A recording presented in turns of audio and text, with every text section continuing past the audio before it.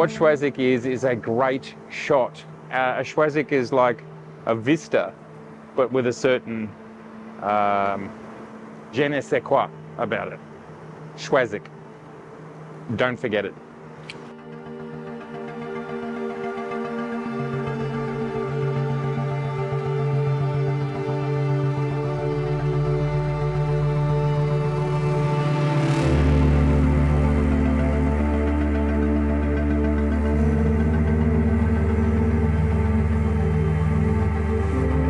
Mil,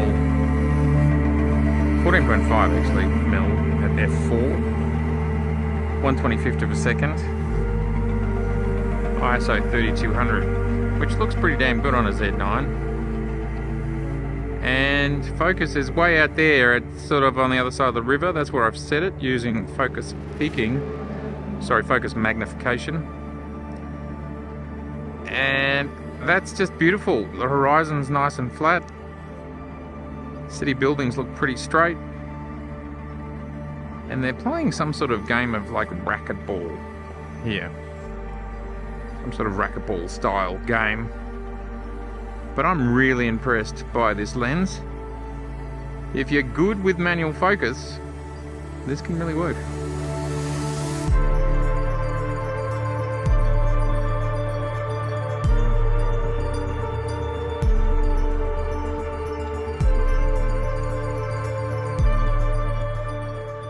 Sequence, love a sequence. This is a sequence of events right here. We've got the Nisi on the Z8. We're shooting at half a second.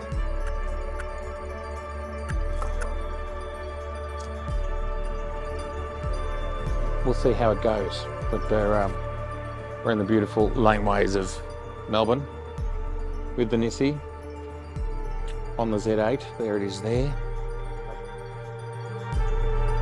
Living that dream.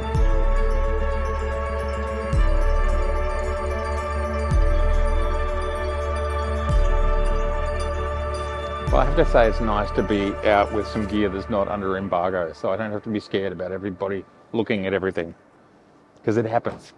Alrighty, well, we're trying to get a sense of curvature in the lens. Getting square on is quite difficult. We've got to be square on in all axes, to horizon, to the plane that's in front of us. We need to be square on, and rotationally, left and right. Try and understand how good the Nisi is. It's interesting. It's a very small look. It's very compact, and you've got to get excited about its level of compactness. Just zooming in and having a look at 100%. Yeah, that looks good actually. Let me just try and focus on the gnome over there. See if I can get it critically focused. Oh yeah, see, there you go, that's soft. Let's get you sharp. The Nisi, now we can program the focal length into our cameras, which I'll show you how to do at the end of this sequence. So I tell the camera that we're on 14.5 and it's an f4 lens. If I change the aperture, that does not change. Here's Joe, of course, one sock out because we had been on the electrics. 640 ISO. Awesome. Now what's exciting about this lens is we are beyond 90 degrees and we are out to 112 degrees field of view, and it looks great. Now let's just think about everything that's going on in this shot. We're handheld, we're ISO 640, we're at half a second, we're at f4, which is not that bright, and we are super wide, and yet not only do we get, if we're going to 100%, but not only are we getting sharpness of this grating that's at the top of this freeway, this bridge that goes overhead, but it's pretty damn sharp. And even if we go towards the edges where the IBIS struggles the most, it's still looking pretty good. Handheld, half a second, and once we get all the way down here, you know, we're probably actually out of focus, and I get the sense that there's just a little bit of camera shake here. I love these shards of light which are coming from above. That shows how directed the lighting is on the freeway, and it's just hitting this very thin band on the water. To give you an idea of that level of detail, these are actually high tension power lines that are being rendered at night, handheld at half a second. And here's a couple of stars trying to poke through as well. And here's this giant undercroft area where they're playing this kind of racket balls slash squash slash tennis game. That's a better shot. We are at 1/5 of a second f4. You can see I've done some manipulation there to bring down the overexposing in those highlight areas. And another cool shot. I really love this structure, and we can see here how nicely it's rendered. Now, the focus was here on this security camera. We can see that's super sharp. We are sharp at 1/5 of a second handheld. Looking good. And just so much coverage with this lens. If you go back near the start and you look at the video and I pan from under the bridge and look towards the city, the edges of the frame are absolutely vertical. They are so close to vertical. And that is how good this lens is. It is really good, even right out wide, at keeping the image vertical. Here we are in Final Cut Pro just for a second, and you can see, look on the left of frame there, how good those verticals are. They are great. With this image, I created an adjustment layer because we have a lot of different color temperatures going on here. The bridge is a different color temperature to where they're playing the racquetball, and that's actually what the difference in color temperatures are. And I feel that's actually quite distracting, that big blue blob over there. So I just very quickly created a mask, which allows, that's the mask there in the red, just turning that on and off, pressing M in Capture One, and then you can bring that back to a what is more realistic to the eye. Now, something that I think would be interesting that could come in the future, imagine you had a camera that it can see the different color temperatures, and you could touch on the screen and say, yes, I want this to be 4500 kelvins and I want this to be 6600 kelvins, or whatever it is, and it somehow sees the different scenes. Basically, you could click on, this is supposed to be white over here and this is supposed to be white over there. They're different. Can you work that out? Because it can obviously see the color temperatures. Whether something like that is possible as processing power increases, it would be an interesting idea to someone like me. Look, a lot of the time I like the differential. I think it's interesting. I think it's interesting to see how artificial light is so different. I do think there should be some standards with these things, and sometimes I quite like the outcomes. In this case, I don't. That is too blue from my perspective. Those previous images were on the Z9. Now this is the Z8. And just messing around here. Now I want to show you something different that we weren't seeing before, and that is this here. See this little black line here? Well, I have to apologize to Nisi and to you that was actually my lens hood. When we changed locations, my lens hood ever so slightly rotated. Like it might be like 10, 15 degrees. Didn't notice it in the darkness. Didn't notice it in the EVF either. And I'm able to verify that this is what happened because we can see here in Final Cut Pro, this is a shot of me shooting these shots, that it's out of rotation. My apologies for that. I think this is a first for me in my over 600 videos where a lens hood has rotated in between locations. Now we could crop it out, we could adjust it out digitally. I'm not going to do that for this particular process. With some of these images it doesn't even read, but we can see it here. Now to shoot at 640 and be shooting at half a second, that is probably pushing things about as far as you can handheld before you have to start to bring up the ISO. This is looking pretty sharp for handheld. If we go to 100%, we can see that this looks sharp. This all looks sharp. So half a second is hanging together pretty well, no problems. I think that's pretty impressive for handheld. For example, it doesn't really read on these images, but I do think it's creating basically a sense of vignetting, which isn't actually there, because what I can show you is some daytime images from a previous video. This is exactly the same lens shot during the day, and in post-production we've done nothing. If we have a look here down at the vignette slider, nothing's been done to these images. This is actually what the lens looks like,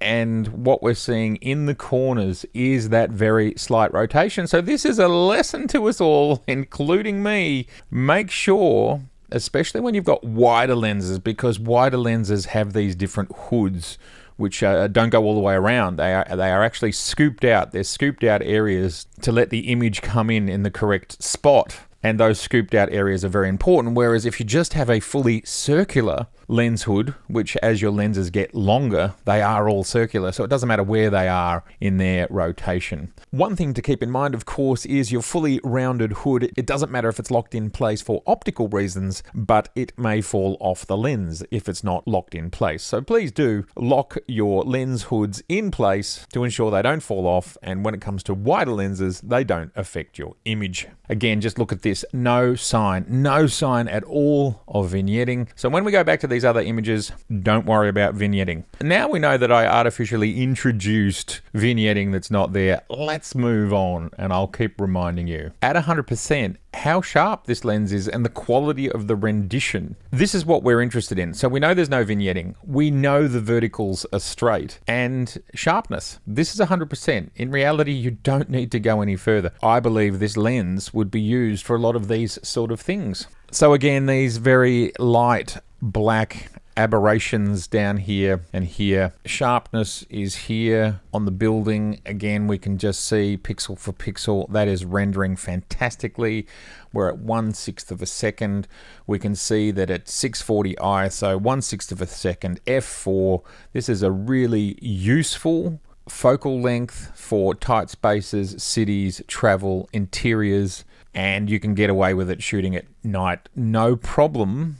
And if you want to go higher with your ISOs, you can. You can go over double to 1600, which would get you a 1/12 of a second, and then you can double it again to 3200, which will give you a 1/25 of a second, and that should be more than enough for most people to be able to walk around and get steady shots, even handheld. And as cameras get more and more modern, IBIS units are getting more and more spectacular, including, for example, the latest from Nikon, the ZF, which has 8 stops of stabilization. I can't wait to test out this lens on the ZF, arriving soon, hopefully. This is just reproducing beautiful results at nighttime. That looks really sharp. We're at 100%. And in the laneways of Melbourne, again, handheld 1/10 of a second. All I've done here is bring up the shadows. What a great travel lens. It's small. You can use it at daytime, nighttime. Go check out my other video to see the daytime shots. Link here above. I think it just shows that this lens is great for whatever you want to do. Daytime, nighttime, sun stars, even when wide open, as we can see here. That's a feature of this lens, if you like that sort of thing. And it's hard to illustrate, but these are very narrow laneways. And again, that 112 degrees of view. And you can have a lens like this in your bag, ready to go when you're in a tight spot. And finally, Flinders Street Station. Way too colorful. Let's drop that all the way back there. And we can see, once again, at 100%, rendering very nicely. ISO 640, 1/20th of a second. Nighttime, high efficiency star. You're a tourist. You can get the shots you need. No problem at all. Okay, I'll quickly show you how to set up a non-CPU lens. We go down to the spanner menu, to the non-CPU lens data menu. Set which lens it is, and you can put many in there. I'm going to set this up as number 2. It's already there as number 1. You can dial up your millimeters to a decimal point, which is fantastic. Then we put in the aperture, and in this case it's 4. And of course you can name the lens as well. Now this is an updated interface. The Z6, Z7 and other cameras have a slightly different interface with slightly less information. And this is what we can find in the Z8 and the Z9 and probably the ZF. And you can see now on the edge of frame, 14.5mm is displayed to remind you.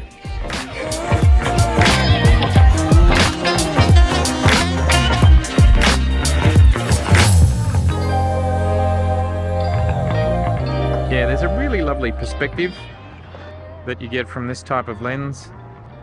And we can see it's doing a great job of keeping those pillars straight.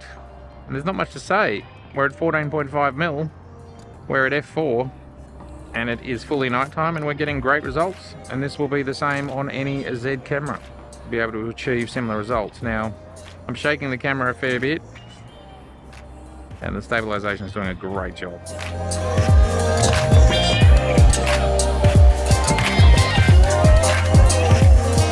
For $479 US dollars, excluding taxes, and 699 Australian dollars, including taxes, I think Nisi is bringing you a solution. If you want a small lens for architectural, travel, street, just for fun, this is a great option. It's small, it fits in your bag, it's for Z mount, it's for E mount. You can use it for all sorts of occasions. I don't think you can go wrong. All right, everybody. Well, as usual, it has been absolutely fantastic to have you here. If this is your first time here, I would love to see you again. So please do subscribe and let me know in the comments below, what do you think of the Nisi lens? All right. Bye for now.